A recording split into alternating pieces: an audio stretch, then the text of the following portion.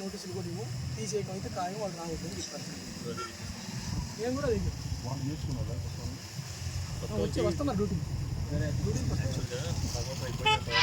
చరిత్రలు వాళ్ళకి మళ్ళీ మన ఫండింగ్ ఎక్కువైంది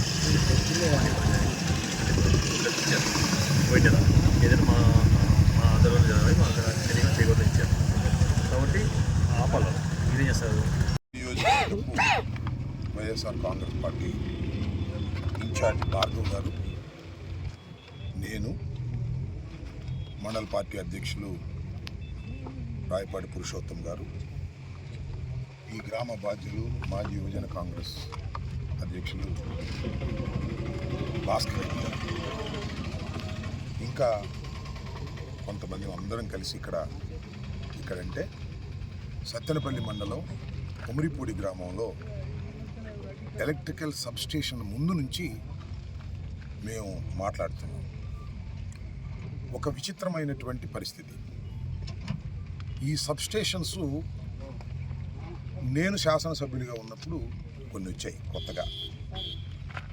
దానికి షిఫ్ట్ ఆపరేటర్లని వాళ్ళని అపాయింట్ చేసుకునేటటువంటి సాంప్రదాయం ఉంది. ఇది అంతకుముందు తెలుగుదేశం పార్టీ అధికారంలో ఉన్నప్పుడు కూడా షిఫ్ట్ ఆపరేటర్ని అపాయింట్ చేసుకున్నారు. మేము వచ్చిన తర్వాత కూడా మీ అందరికీ సవినయంగా మనం చేస్తున్నా, తెలుగుదేశం ప్రభుత్వంలో ఎవరిని షిఫ్ట్ ఆపరేటర్లుగా పెట్టారో వాళ్ళని ఒక్కరిని కూడా మేము తీసేయలేదు. ఎక్కడైనా ఖాళీలు ఏర్పడితే సుమారుగా 34 మందిని షిఫ్ట్ ఆపరేటర్లుగా మేము వేయటం జరిగింది. నేను హయాంలో ఉన్నప్పుడు, నేను శాసనసభ్యుడిగా మంత్రిగా ఉన్నప్పుడు 34 మంది షిఫ్ట్ ఆపరేటర్ని ఈ సత్తెనపల్లి నియోజకవర్గంలో నేను రికమెండ్ చేసి ఇవ్వటం జరిగింది. ఎమ్మెల్యే రికమెండేషన్ మీద ఇచ్చారు, ఆ స్థానిక ఎమ్మెల్యే రికమెండేషన్ మీద ఇచ్చారు. అప్పుడు కూడా అంతే, తెలుగుదేశం పార్టీ టైంలో కూడా. నేను ఈ సందర్భంగా చెప్తున్నా, 34 మంది దగ్గర కూడా ఒక్క పైసా కూడా ఆశించుకోకుండా, నేను ఇవాళ గర్వంగా ధైర్యంగా చెప్తున్నా, ఒక్క పైసా కూడా ఆశించుకోకుండా ఏ గ్రామంలో అయితే ఈ ఈ ఎలక్ట్రిసిటీ సబ్స్టేషన్ ఉంటుందో ఆ గ్రామం వాళ్ళనే వెయ్యాలి అనేటువంటి ఒక పాలసీతో అన్ని చోట్ల అంతే. ఎక్కడ ఖాళీలు వస్తే ఆ గ్రామం వాళ్ళనే వేసాం. ఎందుకంటే వాళ్ళకి ఇచ్చేది ఆఫ్టర్ ఆల్ 1500, 1600. ఇంకో చోట 16,000, 17,000 కట్టింగ్ అన్నీ పోయి 16,000 వస్తున్నాయంట. వీళ్ళని తీసుకెళ్ళి కొమిరిపూడి వాళ్ళని తీసుకెళ్ళి నేను వేరే మండలంలో ముప్పాళ్ళు వేసాను. ఇక్కడి నుంచి వాళ్ళు వెళ్ళాలి, ఇబ్బంది. అందుకని ఈ ఊరి వాళ్ళని వేసాం. ఇంకొక చిత్రం ఏంటంటే, మీరు ఆశ్చర్యపడే అంశం, సుధీర్, ఈయన సుధీర్. ఇప్పుడు ఈ సబ్స్టేషన్ ఉందే, సుధీర్ భూమి అది, డీపట్టా భూమి అది, 80 సెంట్ల భూమి అది. సబ్స్టేషన్ కోసం స్థలం లేకపోతే రోడ్డు పక్కన ఇతని దగ్గర ఒత్తిడి చేసి మేము ఇప్పించాం ఫ్రీగా పంచాయతీకి రాశారు. పంచాయతీ సబ్స్టేషన్కి రాసింది, అందువల్ల సబ్స్టేషన్ వచ్చింది. దానికి ప్రతిఫలంగా ఇతనికి ఉద్యోగం ఇచ్చాం, ఇంకా 3కి ఇచ్చాం. అతను కూడా తీశారు. ఎందుకు తీస్తున్నారు? నేను అడుగుతా ఉన్నా, సూటిగా అడుగుతా ఉన్నా. నేను శాసనసభ్యుడిగా వచ్చినప్పుడు నాకన్నా ముందు తెలుగుదేశం శాసనసభ్యుడు వేసినటువంటి ఏ ఒక్క షిఫ్ట్ ఆపరేటర్ని తొలగించలేదే నేను. మీరు ఎందుకు తొలగిస్తున్నారు? చివరికి స్థలం ఇచ్చిన వాడిని కూడా తొలగిస్తున్నారే అంటే డబ్బుల కోసమేగా. మన సందేహమా? 5 లక్షలు 10 లక్షలు ఇస్తే వాళ్ళని తీసుకొచ్చి ఇక్కడ వేస్తున్నారు. కొత్తగా వీళ్ళని తీశారు, 19 మందిని తీశారు. 19/5 ఎంతండి? 95 లక్షలు బేరం పెట్టుకున్నారు.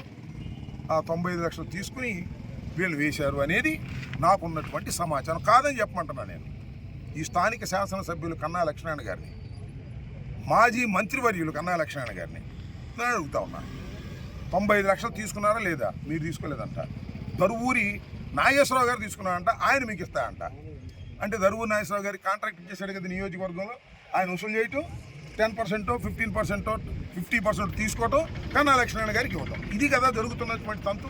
ఏమిటి అన్యాయం ఉంటున్నా? ఒక షిఫ్ట్ ఆపరేటర్ మీద ఎందుకు ఇంత కక్ష పెడుతున్నారు మీరు?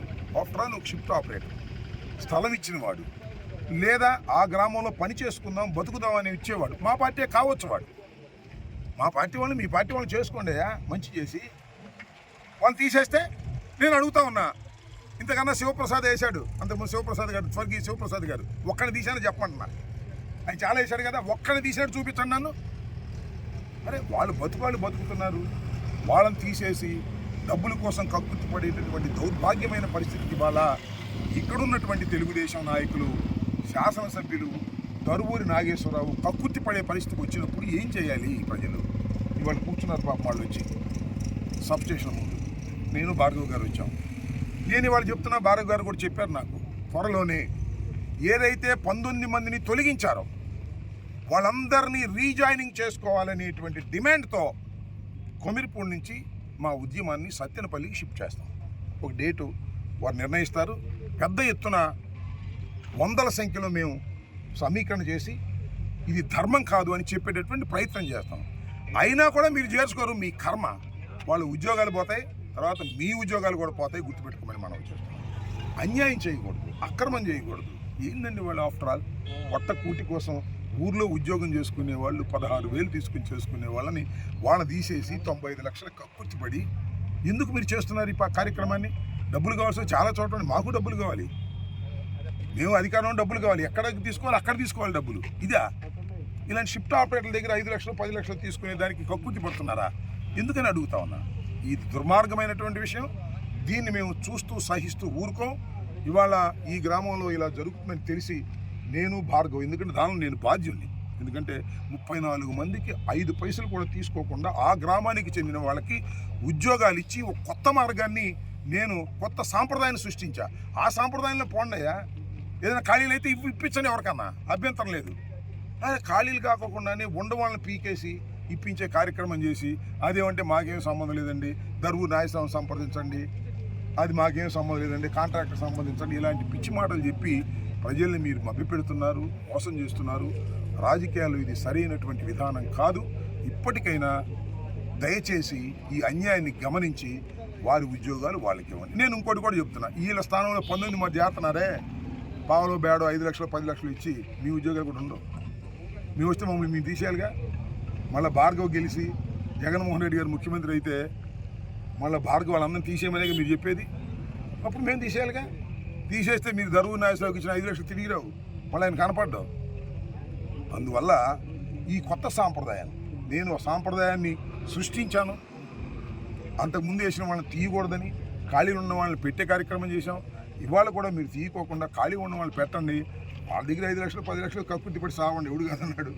కానీ వీళ్ళని మీరు చేసే కార్యక్రమం చేయటం అన్యాయం, అక్రమమని త్వరలోనే భార్గవ్ గారు తీసుకునేటువంటి నిర్ణయం మీద సత్తెనపల్లిలో ఎలక్ట్రిసిటీ డిపార్ట్మెంట్ ఆఫీస్ ముందు మళ్ళా ధర్నా కార్యక్రమాన్ని చేస్తాం. ఇది రాష్ట్ర వ్యాప్తంగా ప్రజలకు ఎక్స్పోజ్ చేసేటటువంటి కార్యక్రమం కూడా చేస్తామని కూడా ఈ సందర్భంగా తెలియపరుస్తున్నాం.